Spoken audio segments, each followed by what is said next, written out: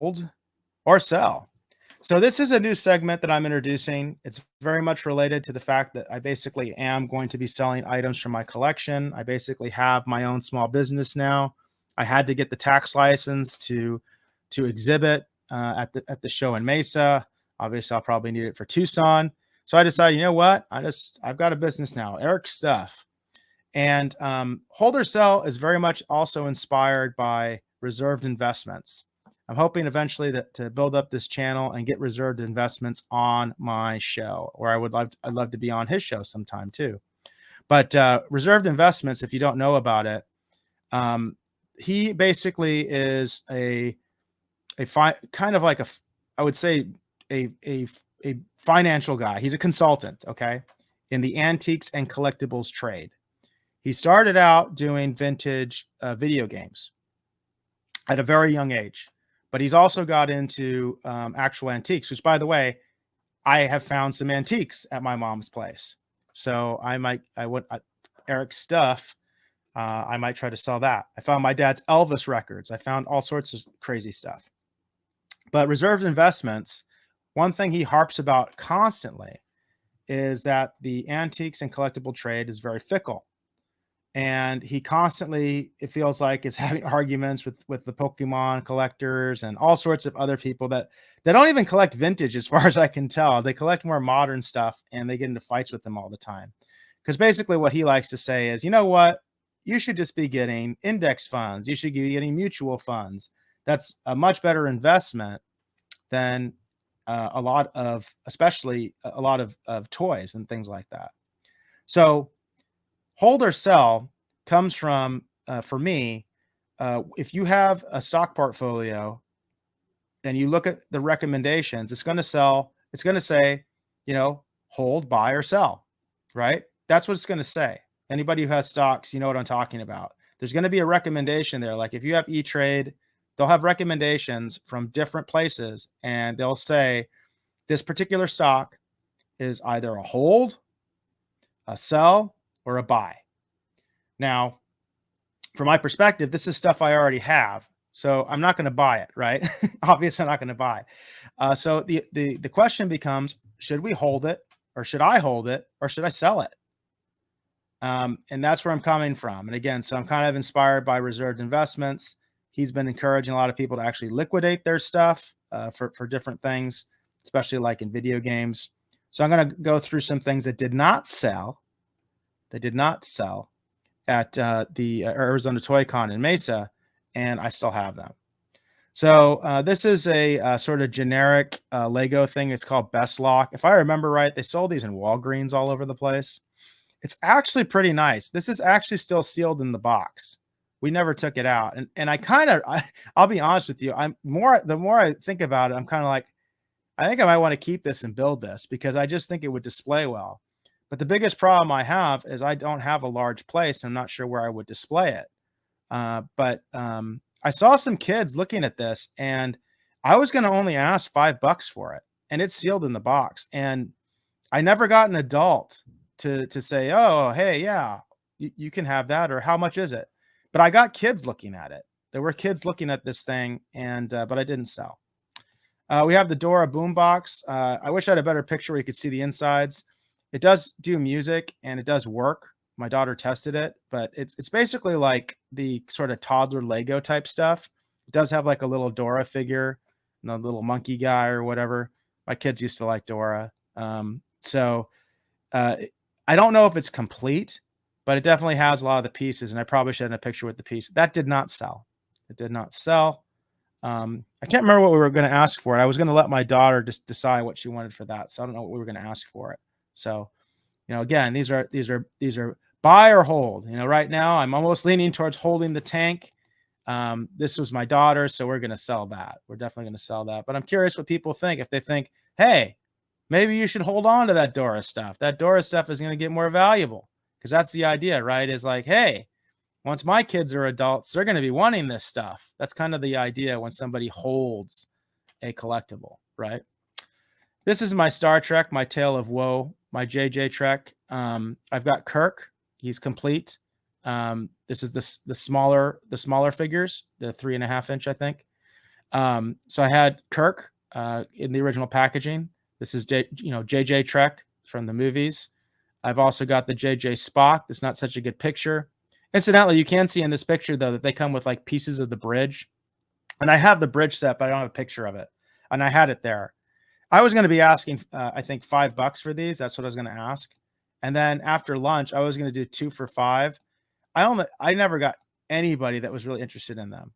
I had like a couple, just a couple of Star Trek guys. And I remember specifically talking to one guy, and he's like, "Well, I'm into the ships. I'm not even really into the figures." And I talked to another guy, and he's like, "Yeah, I'm not into JJ stuff at all." So I think these are going to be a hard sell. But again, I ask you, hold or sell. What do you think? You think the JJ Trek stuff is stuff that needs to be liquidated, or do you think I should just wait until maybe somebody actually appreciates this stuff and wants it? And I also have both of the Neros. I have the larger Nero and the smaller Nero. I'm almost leaning towards holding it because I'm kind of into Nero more than I am into Spock or Kirk, to be honest with you. But again, hold or sell on the Nero. These did not sell. I had them available, but they did not sell. And again, I probably would have sold this for like $10, the two of them together if somebody wanted it. But I didn't get any interest. Nobody wanted JJ Trek. And Mike says, look at a real Star Trek convention and they will sell. Mike, those real Star Trek conventions are really expensive to exhibit at. So I don't think that's going to be happening. I'm going to have to stick to the toy shows. And actually, I don't know. I don't know what they're going to be charging at Tucson. So it's not a done deal for me by any means yet. I don't know I don't know how much they're going to be charging for tables, if they're going to be doing booths, but I can tell you from going to Star Trek conventions, because I've been going to them pretty much all my life. They are expensive. They do tend to be expensive. So I don't think that would be feasible for me. Oh, but yeah, that's a good suggestion. Carry it around and sell it out of your bag. That's not a bad suggestion, Mike. The only issue is that actually, every time I go to Vegas, I either fly an Allegiant out of Mesa Gateway or I fly Frontier out of Sky Harbor. Those are both budget carriers. And if you've flown a budget carrier, you know what I'm talking about. I just do the one carry. They don't even call it a carry-on. I do the one item, the one personal item that you put underneath the chair because I'm trying to get as cheap as possible. So unless I drive up there, you know what I mean? Or do a different airline, I wouldn't be able to do that, at least at the Vegas show anyway. And I don't really go to any of the other conventions. There used to be Star Trek conventions in Arizona, and I went to a ton of them. In fact, they used to have them at the Arizona State Fairgrounds. There were 3 shows there that I remember. I saw one with Patrick Stewart at the Arizona State Fairground. I saw one with Gates McFadden. And then the best one I saw was DeForest Kelley, Michael Dorn, and Armin Shimmerman. And that was right when Deep Space Nine came out. To me, that was the golden age of Trek. It's not what's going on right now. And but now they don't do any shows. They don't do Star Trek conventions here. That Phoenix Comic-Con has had some good Star Trek guests. So I mean, I guess in theory, I could go to Phoenix Comic-Con without a table and walk around with this stuff and see if I could get somebody to buy it. But that's a good suggestion, though. I mean, I do like that suggestion, Mike. Carry it around and sell it out of your bag. So we'll see. Because that's a good point. I mean, I've been to these events, and there's a lot of people that definitely appreciate JJ Trek. I have the first movie. I do own the first movie. I have it on Blu-ray. But I think the more I watch it and the more I think about it, it's really about Carl Urban for me. Like if I had that figure, I probably would hold it. Because I thought he did such a great job. He just channeled DeForest Kelley so well, in my opinion. Or trade. And by the way, that's also something. Maybe I will change the name of this segment, because obviously it doesn't make sense for me to buy something I already have, right? Because I'm trying to use the analogy of stocks and how they recommend stocks. And like I said, in stocks, it's buy, sell, or trade. But maybe I should. Sorry, I went ahead of myself. It's buy, buy, sell, or hold. So maybe I should change the name of the segment to buy, sell, or trade, right? Because I did have I had signs on my table where I said I was willing to trade, and I told people I am willing to do trades. I was looking for trades with cash. I didn't really tell people that, but in my head, that's what I was really looking for. Is like, I'll knock some off the price if you give me something good that I feel like I can actually display. Because as a collector, that's my biggest issue right now. Is I don't have a large place. I've got a lot of stuff and I've got a lot of junk, and so much of my collection is just sitting in boxes. And a lot of the stuff that I was selling, they were in boxes at my mom's place. So that's even worse, right? They're not even in boxes at my place.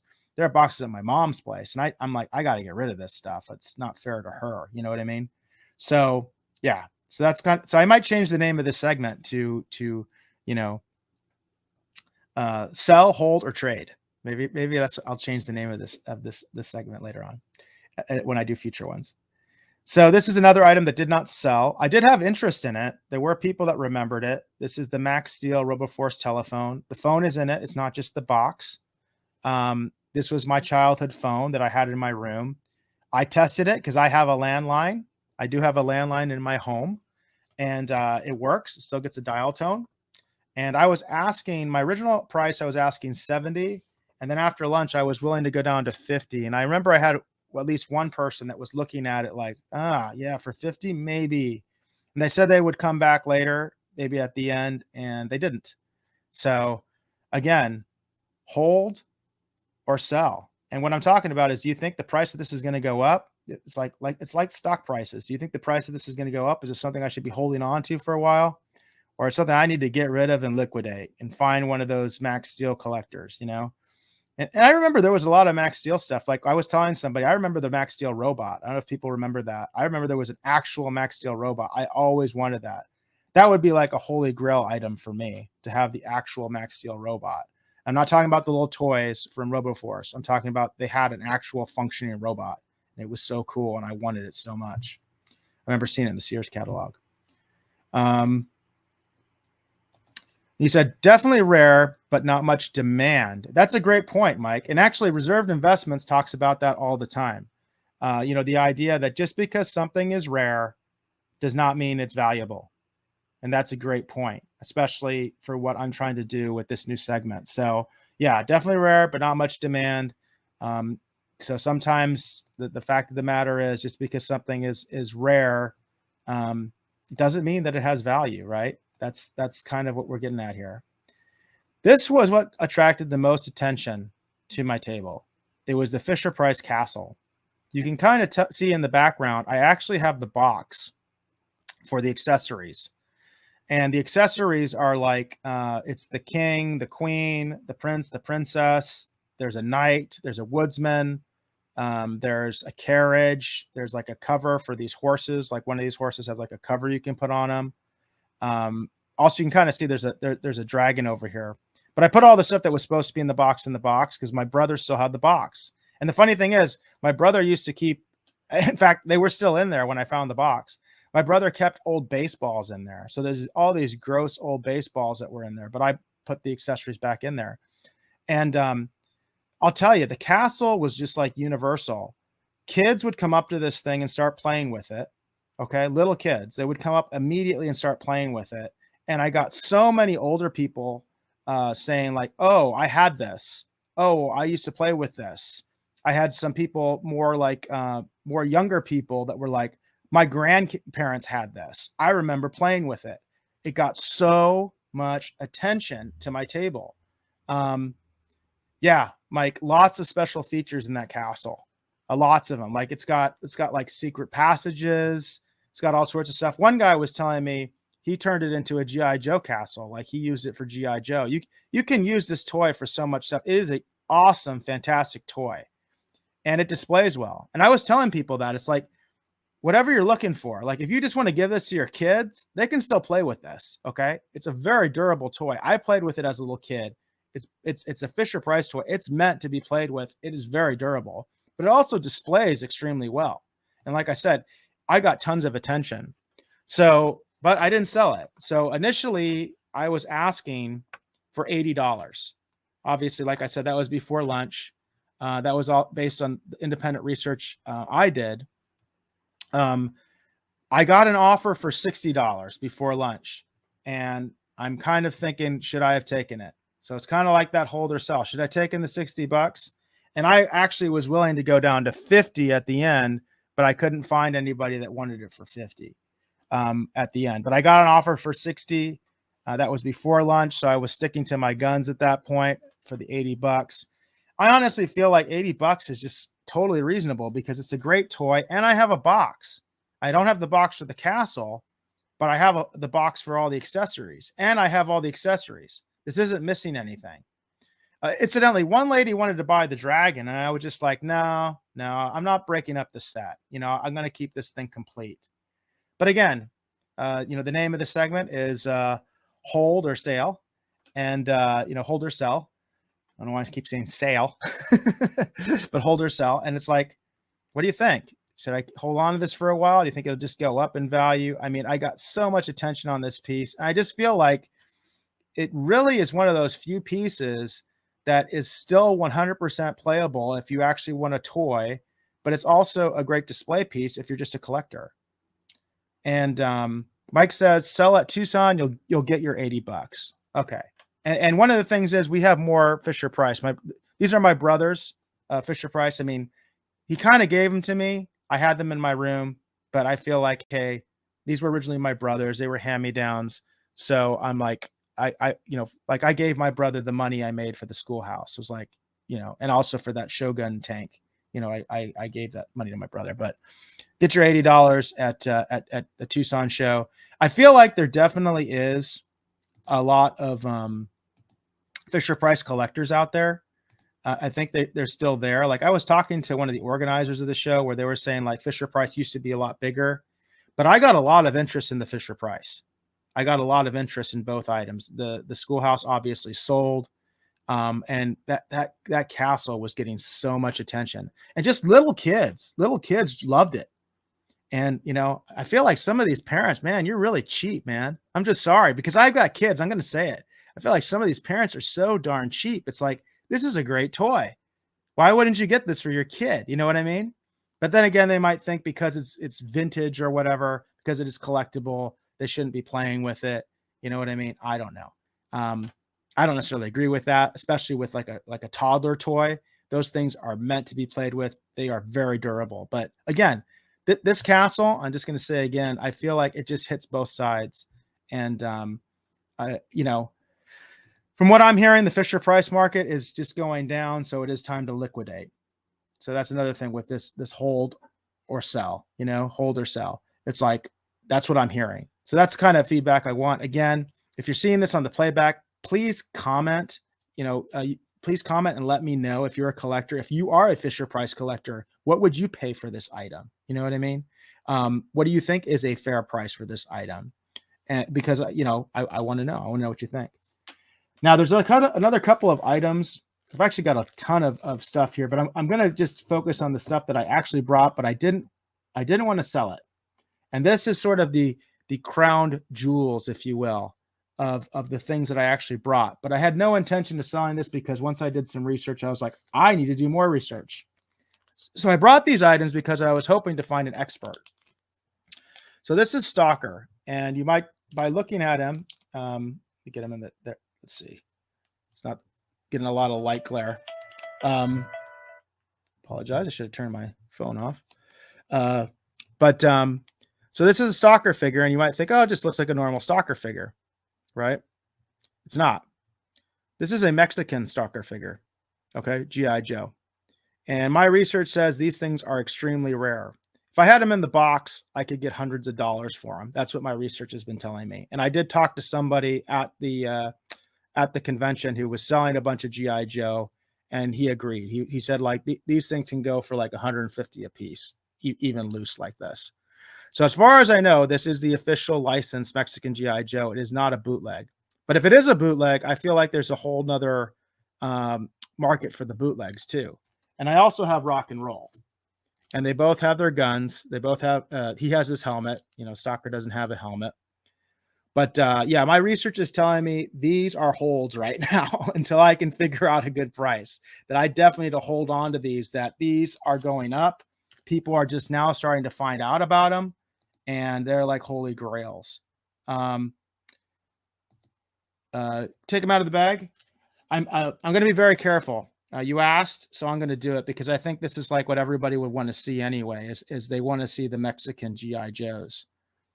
Ulysses is in the house. He says hi. By the way, I love your bat icon. In fact, one of the things I didn't bring to the show, but I have off here to the side, I'm going to do just a GI Joe show. I think for my next hold or sell, I'm just going to do my GI Joe figures that I have, and yeah, you'll appreciate this. I've got a bat. So, and by the way, his panel is in there. It just fell off. He's missing the flamethrower, I think. But I love this. I was thinking about bringing it to the show and selling it. And I just was like, you know what? I'm holding this for right now because I think I want to display it, to be honest with you. So, and probably like actually restore it and everything, like glue on the panel. All right. So, yeah, Bats Nation. I like that, Ulysses. Bats Nation for sure. The comic book is what did it for me. I don't know if you read the GI Joe comics, but I remember when the bats attacked the GI Joe headquarters. That was just awesome to me. I just thought that was so cool. In the cartoons, they were like worthless, but like in the comic book, they were like menacing. You know what I mean? It was like they were going to destroy the GI Joe headquarters. You know. So all right, let's look at rock and roll here. So I'm going to be very careful because, like I said, I believe very strongly that there are those GI Joe figures that the rubber band has broken, and those where the band will break. And I know his band is not very good, and I'd hate to have him fall apart right here live on the air. So, and I can tell he's very loose. One thing you can tell about these by holding them is the plastic is different. You can tell that it's a different quality. I would say lower quality plastic, very much like those generic army soldiers that you would buy like at a discount store, like at a drugstore or something, if you remember that back in the day. His legs are very loose right now, so I'm very reluctant to be, but I would, if anybody knows, like, what are the telltale signs that I need to look at, like, is there something on his shoe or something like that I can tell that he's actually a licensed figure as opposed to a bootleg, because I do want to, that's why I also need to make more research, is like, I need to know whether this is actually the licensed Mexican figure that I've done some research on, because I remember him coming in the box. If anybody knows what I'm talking about, I remember him coming in the box, and the stalker too. There's his weapon, which you can see here. Also, if you're feeling it, if you feel the weapon, you can feel that like it's a lower grade plastic than what we're used to in the United States. You can just feel it. So I know if somebody really knows what they're talking about, they're going to be able to like just touch the figure and be like, yeah, that's it. That's an authentic Mexican GI Joe figure. He's got the little stand, for the machine gun. Keeps falling off. I tried to put it back on. It falls off all the time. I have a feeling that I feel like that was always that way. And Mike says, look at the butt and the inner thigh. The inner thigh. Okay, that makes sense. His legs are so loose, I don't want to do that right now. So I'm going to, because I will be so embarrassed if I look at him right now on the air and then he breaks or something like that. So, but I will do that. Thanks, Mike, for the advice. Look at the butt and the inner thigh. Mike, if you know what I'm supposed to look for exactly, that would also be helpful, what I should be looking at. It says, and then Mike says, they will tell you the origin. Okay, the butt and the inner thigh, the origin of manufacturing. Gotcha. And I would assume these were made in Mexico because, again, I mean, like, for instance, I got the bat right here. If I feel the plastic on this, if I take them out, I can feel the difference in the plastic because I'm the one who packaged these, okay? So I can feel the difference in the quality of the plastic from these, the Mexican figures versus the American figures, which the American figures weren't made in America either, right? I mean, they were made in, probably Japan or something. I've never even kind of taken a look at that of what the original figures were made of. All right, so let's take a look at Stalker. He does have his gun. It's in his hand. I didn't want to take it out because I don't want to like break his thumb or something like that. That's the way I found him. So I'm just keeping him like that. So you can see him there. Again, if you're holding him in your hand, you can feel it. Like if anybody remembers those vintage A-Team figures that were in this scale, because I had a friend that had them. They were that cheap plastic. That's what these feel like. They feel like that cheap. If you know about those A-Team figures, or you know about those generic, GI Joe knockoffs, I'll call them. They had it like drugstores. It feels like that kind of cheaper plastic. You know what I mean? That's what they feel like in my hand. His legs are very loose. I can feel that too. His legs are very, very loose. But again, I'm always concerned about the rubber band breaking right before my eyes. It's going to happen eventually. All these figures are going to have to be restored at some point because, here I got like a storm shadow. I'll feature these on another segment.